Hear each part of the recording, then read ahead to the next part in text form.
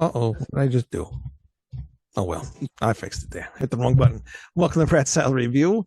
Today we are joined with Brian and Israel from the what is this? The Dragon Rojo Metal Fest and the San Diego Metal Swap Meet. I did pronounce Dragon Rojo correct, right? I think you did, yes. All right, good. So welcome to the show, guys. Thank you for coming on. Thanks, Wayne. All right. So now, what do you want to talk about first? Because the Metal Fest, the swap meet actually happens first, right? Correct. Metal Swap Meet is October 15th, and that's kind of like both of our things. We've Hmm. been doing that since 2009, and All it's been a pretty cool run so far. And this is kind of like the biggest year we got going on this year. So, after the pandemic, we did one last year, which went really well. But this time's kind of be the kind of like getting back to the full run, to the full event, and we're really stoked. We're actually out here pretty close to the venue where we're going to have it, so we're doing a little work today on that, and we're super stoked that we're still doing it after, what is that, 12, 13 years, 12 years, I think. 12 years, something like that. I don't know. We yeah. can't. Yeah, I remember I might just used to be on the message board. I don't know if you guys heard of it, Heart of Metal. Ah, yeah. Yeah, all right. Yeah, so that's how I heard of the swap meet because they would talk about that all the time on there. So I was pretty familiar with it. And unfortunately, I'm in New York, so it's pretty far from me. But it seems like a really cool thing I would love to go to because I love going to swap meets and I go to yard sale constantly, so I'm always looking for good deals and I love stuff like that because sometimes you find things that you can't go to the store and find. Absolutely. Yeah, Uh, and primarily here in San Diego, there's really no more stores that sell any physical metal media at all. all right. So, kind of, that's, I think, primarily one of the reasons we started it. Brian used to work for kind of like the only store in town that was primarily just focused on underground metal. And once that closed down, it kind of left a void, in our metal scene, at least in our neck of the woods. So, we basically decided to kind of just do it ourselves since nobody else was doing it. And we kind of started it from there. And Brian could tell you a little bit more about how all kind of went down. Yeah, I worked at a record store and it closed like almost all record stores did. And I felt that there was a void with that connection with community and merch. So we just decided to do it in my driveway. And it worked out pretty well. And people enjoyed it. People brought their, so not only selling their old CDs, vinyl, and shirts, but also like crafts and artwork that they made. Yeah. We just added on over the years with other things like bands and food and stuff like that. Made it more of a More like an event type thing. Yeah, Mhm. exactly. The very first one was in his driveway. It was about 15 people with little tables and chairs, and they all brought their old CDs and T-shirts. We had a friend of ours cooking hot dogs, and we're selling beer, Coors Light out of a, cooler. And lo and behold, we have it on a Saturday, and we have 350 kids in the driveway partying and enjoying, it was a thing that we saw that people still loved. So we moved on to a venue from there, and then kept growing until the place we're at now, where we went from 15 vendors. Now we're up to I think over 80 vendors that Oh, we are wow. hosting this time around. So it's become a big thing here in Southern California. And it's not something that we ever imagined that could happen. We were Yeah. thinking that local media was going to die, and we were just trying to, hold on to it a little bit longer. But lo and behold, people still care. Yeah, it still seems to be coming back. And actually, I just bought cassettes recently, so everything's coming back. Coming back. Yeah, even CDs are starting to come back now, and obviously the records are huge. So, well, actually, the records are starting to become expensive. So everybody's going back to CDs again. So, Mm-hmm. do you see do any music stores seem to maybe be making a comeback by you? Because by me, I do have a few out here, so I do have some stores I can go to. But what about by you guys? I don't know if I would call it a comeback, but there's a couple. Yeah, a couple small places. There's Mostly selling used stuff. Yeah, mostly Hmm. selling used. Strictly for metal, there really isn't. But there's a few small stores that still have survived that sell mostly used vinyl records, and every once in a while you do find some stuff there. But when it comes to like T-shirts or like I said, tapes and stuff like that, it's kind of hard to find. Yeah. So it's either you're going on Amazon or going on eBay to try to find it. And like Brian mentioned, it's kind of it's missing that whole the whole community aspect of it when you do it online. I mean, it's convenient, but Mm. for us who grew up, buying a CD at the local store and kind of talking to the guy who was there, and they would tell us, hey, you know what, next week I got this Hyrax release coming, or I got this, Monomarth coming, or they have a store signing. That sort of thing was it was just not about the product itself. It was about the interaction. You kind of found out about shows coming up, and we kind of wanted to recreate a little bit of that with our event. Yeah, that's cool. I hope to one day sometime get up there because it's something Great. that I love to do. Because I a friend of mine, me and him used to go into Manhattan and just try to find all the music stores that we could because we'd love to go on through CDs and records and all that stuff. And Oh yeah. a lot of those places in Manhattan have died down, but it's just something that I miss doing, and a lot of like we don't have the flea market stuff here really often. There is, but they don't really sell music stuff. And if they do, it's very, very expensive stuff. So, it's nice to see what you guys are doing and hopefully it even gets bigger because maybe turn it into a convention at some point. Yeah, we're kind of on our way there because we have You got a lot of vendors now, so yeah, it's getting to convention numbers. we have a guest like Derek Riggs, Right. Iron Fist is there, uh, Felipe Machado Franco, another artist is there. Yeah, and of course the bands and stuff we have. We've had signings. We've had what was it? We had was it Super Joint? Yeah, Super Joint Ritual, Phil Anselmo came for a Did a signing. signing. Oh Yeah. wow. We've been trying to add little by little every year, more of an aspect of a convention aspect. This year we have Gene Hoagland, who's going to be doing a whole drum clinic here at the swap meet. So Oh, wow. it's something that we want to do, bring more musicians to kind of show another side of what metal is, which is the actual performance aspect. Question and answer sessions, stuff like that. We want to make it eventually into something that is more of a convention and more interactive for the people to come. Yeah. Yeah, it's definitely fun. Now, where can people go to? Is there tickets, or you just go in there? How does this work? Yeah, we have tickets. You can go to metalswapmeet.com, and if you click on tickets, it'll take you to our Eventbrite page where we have tickets.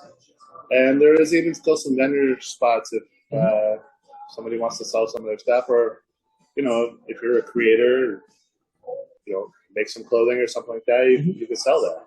All right, very cool. Distro, whatever. We have vendor spots. General admission price is $15. That helps cover the cost of the bands and everything. And we also have VIP packages for people who want to get in a little earlier. Some of us are big time nerds and want to get our hands first on everything, so it's not all picked over. So we got VIP packages that'll offer free early entrance. You get a T-shirt, beer koozie, specials on drinks, stuff like that.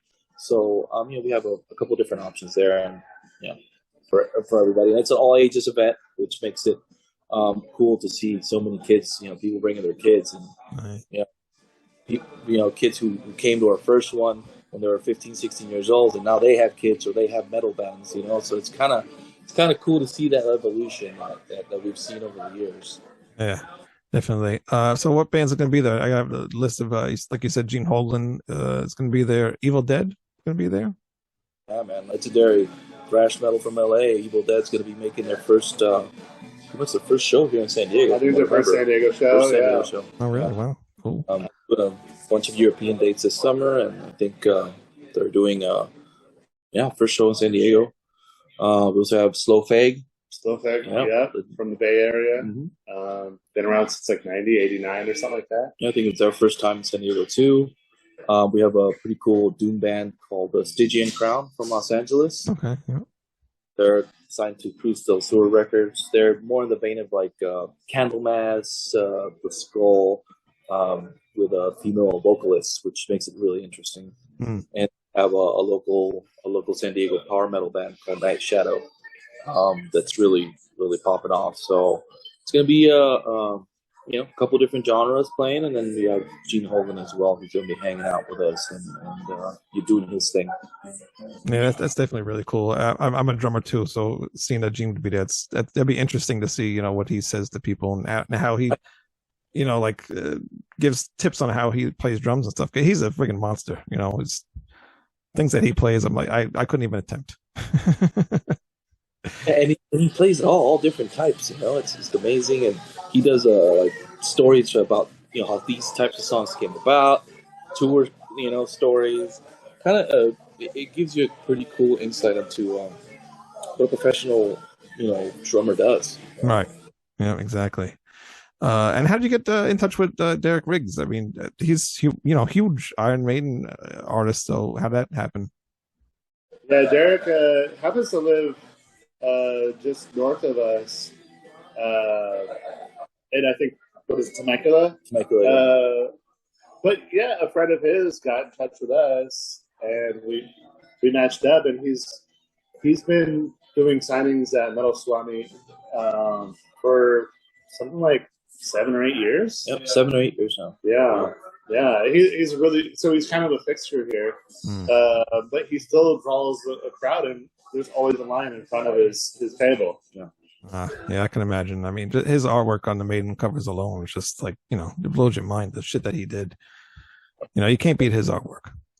No, it's amazing, and it's iconic more than anything, and people always get a kick out of coming over, getting autographs, buying his book, and all the stuff he's got for sale too. And he always gets a kick out of how cool, how many people actually show up to just see him. So he's always very gracious to come to that, Yeah, if you buy his book, he'll draw you a picture of Eddie. Oh, right, yeah, on the inside cover. Oh, really? Yeah, that's cool. Now you mentioned Felipe. Does he do like the same thing that Derek does too? Like show what his artwork and stuff is, or is he doing his band? Because he's been on my show. I talk to him once in a while. So is he doing like the same thing that Derek does, like showing off his artwork and stuff like that, or what does he do there? Correct. He brings over his prints and basically showing off all the artwork that he's done with the different bands. Like I believe he's done Blind Guardian. Yeah, Gamma. He did another friend of mine's band too. Timeless Haunt. He did their album cover. Yeah, he does a lot of them. So he does a lot of the prints. He'll be there to sell. He'll do autographs. He'll also take commissions to people, interested bands, whatever. He was here for the first time last year, which was really cool because he's a huge Derek Riggs fan. So I think primarily for him, it might have been like hey man, I want to meet Derek Riggs, nerd out, So now he's kind of like, and he's doing a design for us this year as well. So if you get our VIP package, you get the shirt designed by him. Exactly. Oh wow! All right, cool.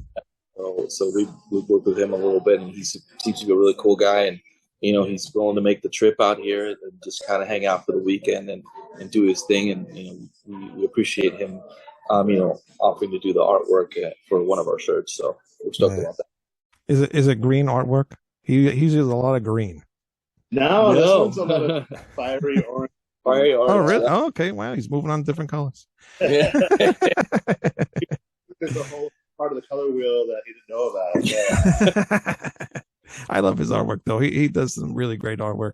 Actually, the Timeless Haunt, my friend's band, he did a really cool cover for them, and all the Iron Saber stuff that he does too, and of course the Blind Guardian stuff. I mean, that's just insane. Those monster things that he draws.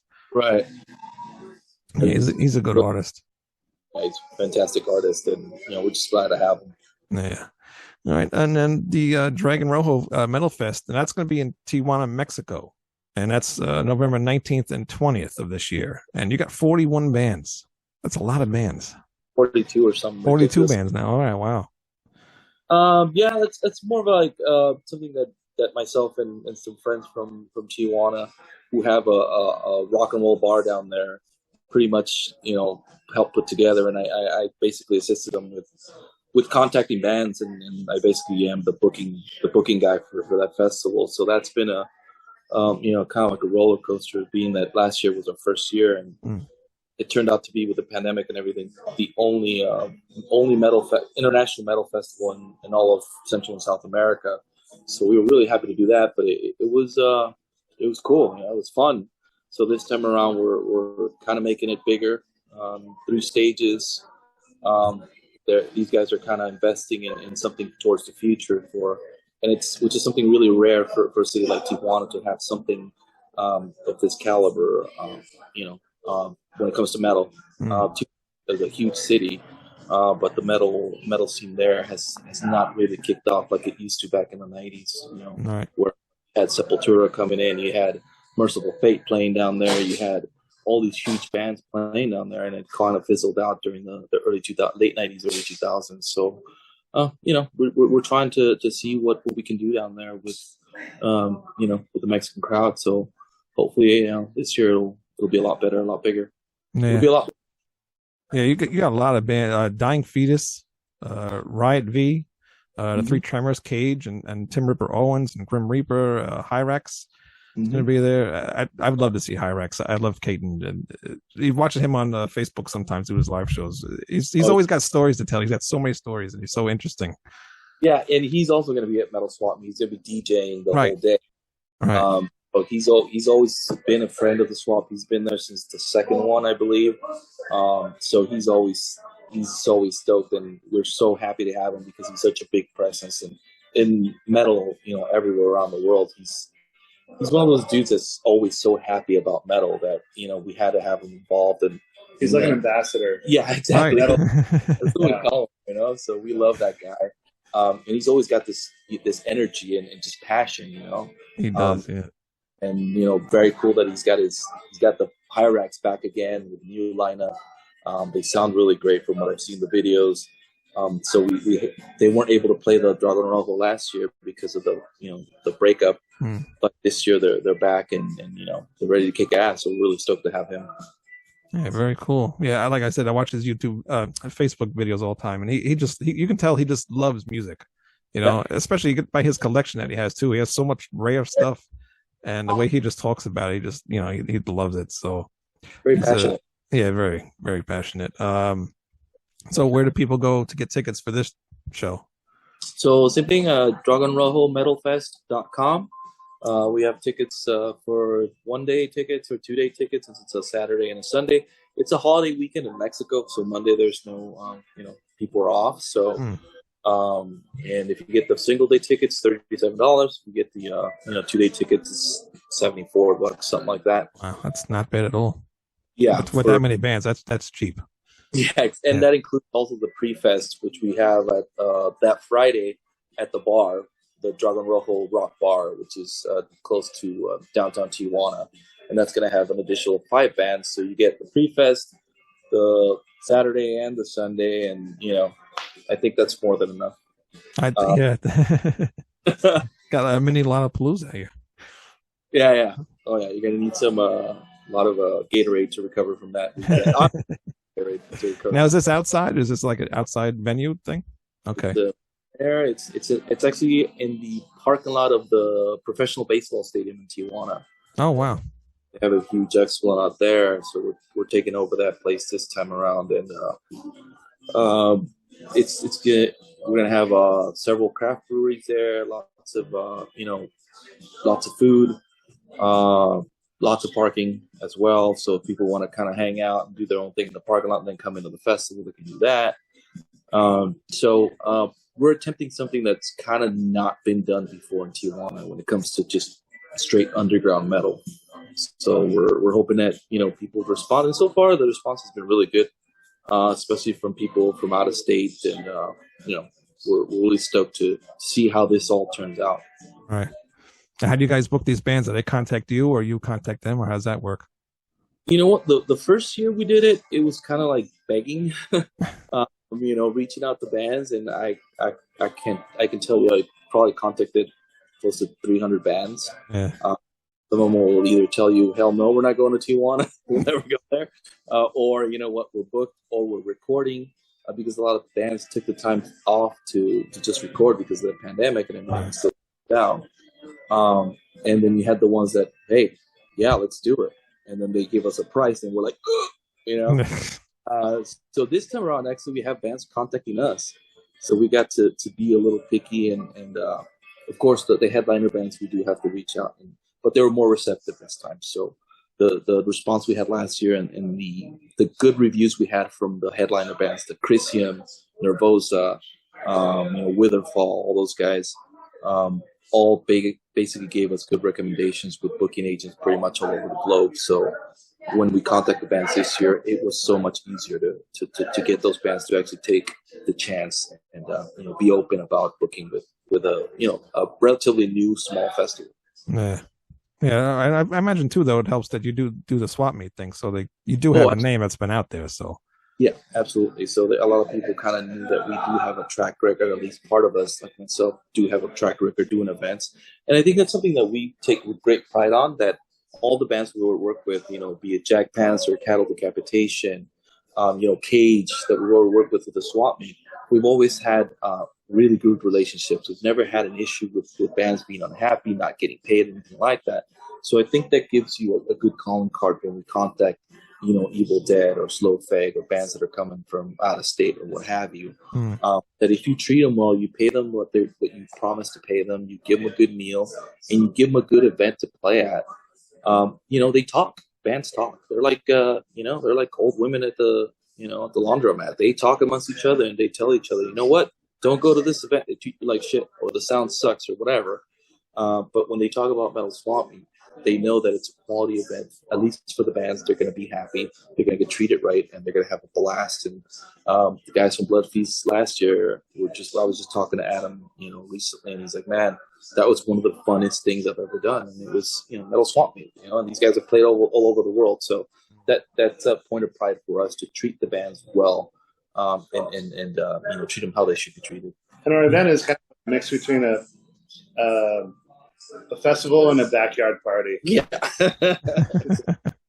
It's got the backyard party kind of feel where everybody's kind of like in a festive mood. Yeah.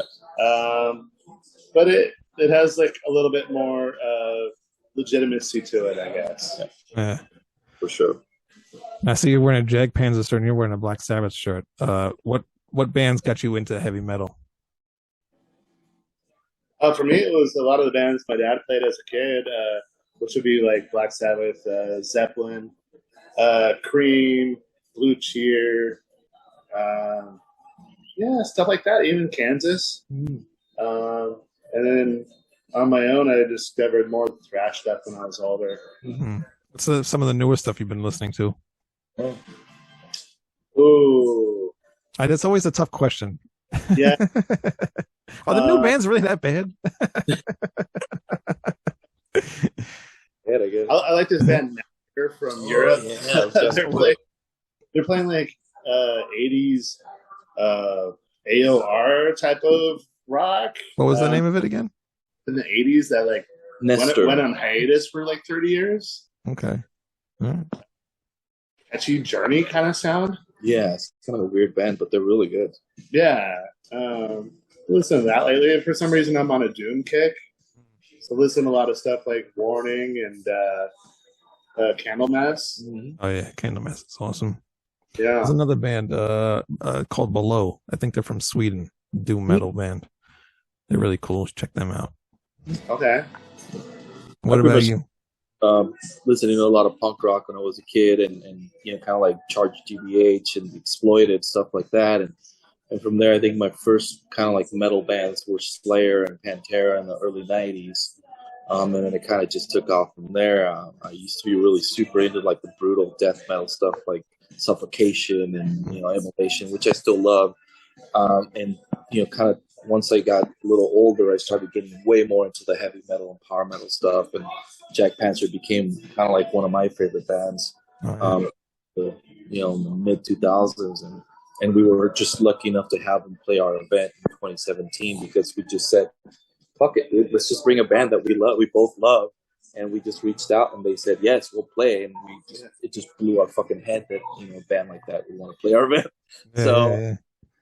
I think we use this event sometimes to kind of, follow our own lights or whatever. Yeah, bucket list. Check out bands. Okay, I love Jack Panzer. Let's bring them on. I do the same thing with this podcast. I try to find the bands that I love and listen to. That makes the show better too. So for sure. Yeah. So yeah, but now I basically listen to everything. I mean, there's stuff from a band called 1914 from Ukraine. A fantastic band that I've been listening to a lot, and then you get into bands like Nestor that are kind of very 80s influenced. Some songs sound like Journey, some songs sound like you know, a lot of these 80 kind of, you know, very melodic bands. And then I'll listen to, you know, the newest, whatever black metal. But Have a Crew from Finland that Brian showed me. Awesome. Have a Crew, fantastic black band. You know, and the cool thing about us is that I think we both kind of feed off each other, that we're not stale in our music taste, that we keep listening to new stuff. We're not old. Yeah, we're fucking done, you know? Yeah. But musically, I think we still like to listen. Try to stay up on the new releases. For sure. I enjoy it. Yeah. And then we have our own podcast, the Metal Swap Talk, that we kind of push and then have fun and kind of talk about newer bands and, you know, do reviews and stuff like that, which it keeps you fresh on what's going on out there. And bands like Blood Incantation, who just bring a brand new thing to the fold, you know, they kind of freshen up death metal, you know. So there's so much good stuff out there, you know. We always try to keep up on it as much as we can. Yeah, and in doing what you guys are doing with the swap meet and the festival, you really have to listen to new bands, because, you know, you want to bring those bands to these shows too. So you want to keep music going, you know, you don't want it to die off. When did you start the podcast? Was it like 2 or 3 years ago? It's like 2 years ago, the first one we did. Yeah, but we're not very consistent with it. It's like sometimes we do it, sometimes we don't. Yeah, it's not on a set schedule. Sometimes we get busy. We'll be, especially in the summer months, we're kind of busy. Yeah.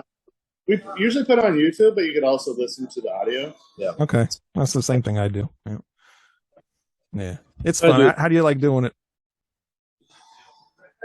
It's a lot of work.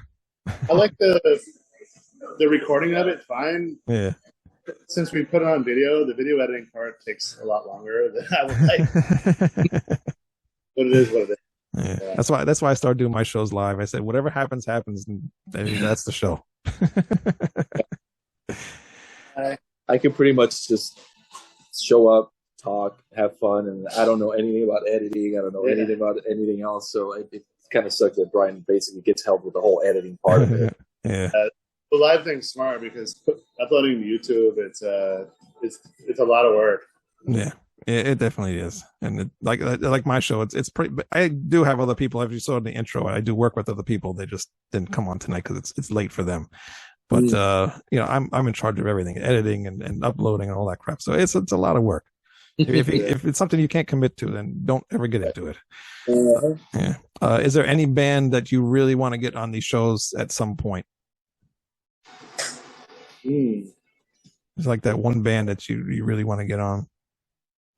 I don't know. I would think it would even be a band that's like bigger than we could ever get, like a Rob Zombie, or would be cool. We're trying to maybe a Psychotic Waltz, since they're kind of local heroes here in San Diego, if you know them. I don't know. People have asked us before, and we've always said, you know, we get big enough, we're going to get Iron Maiden, but by the time we get big enough, I think Maiden's going to be dead and gone. So, be the dream one for me, Iron Maiden. So it's a long shot, but I'll go with that. You can always dream. Yeah, you can always dream. Hey, you never know. You know, anything can happen. And the way you guys are building up these two shows, I think hopefully at some point something will happen. You get some, you know, really big band like that, and I hope it all works out for you guys, because what you guys are doing is really great to keep the metal community alive, and like you're keeping that physical product too alive too, with having the swap meet thing, and that's awesome. You see people still actually do enjoy buying physical media, so it's good to keep that stuff alive. Yeah, thank you. Thanks. And let people know again where's the websites they can go to, and your podcast as well. So for Metal Swap Meet, it's just metalswapmeet.com for tickets, info. You can check out videos of the previous events. Dragon Rojo Metal Fest is just Dragon, like just spelled regularly, Rojo, ROJO, metalfest.com for that one. So Metal Swap Meet, October 15th. We start from 11 to 7 in San Diego, California. And Dragon Rojo Metal Fest, November 19th and 20th in Tijuana, Mexico. And, you know, any of those, you can always message Facebook pages as well, Instagram, whatever. You can always message us there for more info. And, you know, we'll let you know what's what. All right, very cool. And thank you guys very much for coming on the show. Had a lot of fun talking to you guys, and good luck Thank with you. everything in the future. And hopefully one day I'll get to see you guys, and I'll get to San Diego and buy some stuff. Hey, man, we'll get your first beer, Wayne. Thanks a lot. All right, very cool. Thank you very much. And you guys, please go to ratsaladreview.com, hit the subscribe button here on YouTube, and also on whatever podcast you're listening to. And we will see you guys next week. Bye-bye. Looking for some new podcasts to listen to? Well, look no further than the Ratsaw Review Network. Ratsaw Review is taking over the podcast world with plenty of shows to choose from within their network of entertaining programming, including the flagship show Ratsaw Review with Wayne Noon, Greg Noggle, and Lou Mavs, as well as occasional co-hosts Manny Mejias and James Lilquist. We also have the official Ratsaw Review spin-offs, such as Album vs. Album, Screams from the Grave, where we discuss beloved yet forgotten hard rock and metal albums of the past, and a King Diamond podcast called This Broadcast Belongs to Them. We've also got Old Man Metal's Musings, The Right Opinion with Harrison Bergeron, Beyond Bushido, a podcast dedicated to pro wrestling and MMA with James Lilquist and Eric Adams. No relation to the guy from Manowar or the mayor of New York City. The Vieira Vault with Ralph Vieira. Schmack-a-magob! Schmack-a-magob to you too, Ralph. The Timo Tolkki podcast featuring Stradivarius and Avalon founding member Timo Tolkki. The BS Sessions with Mark and Jerry. Just the Cheese Please, a podcast dedicated to cheesy films of the 1980s with Tara J. and Adam. The Friday Night Party with the great Harry Barnett and Evie. And the Music is Life podcast with Lou Mavs. The Ratsaw Review Network is your go-to one-stop shop for the best podcasts out there today. Go to ratsawreview.com for more info and to find out where you can find, follow, subscribe, and comment on YouTube, Facebook, Instagram, TikTok, Twitter, and all streaming platforms. The Ratsaw Review Network. We're taking over.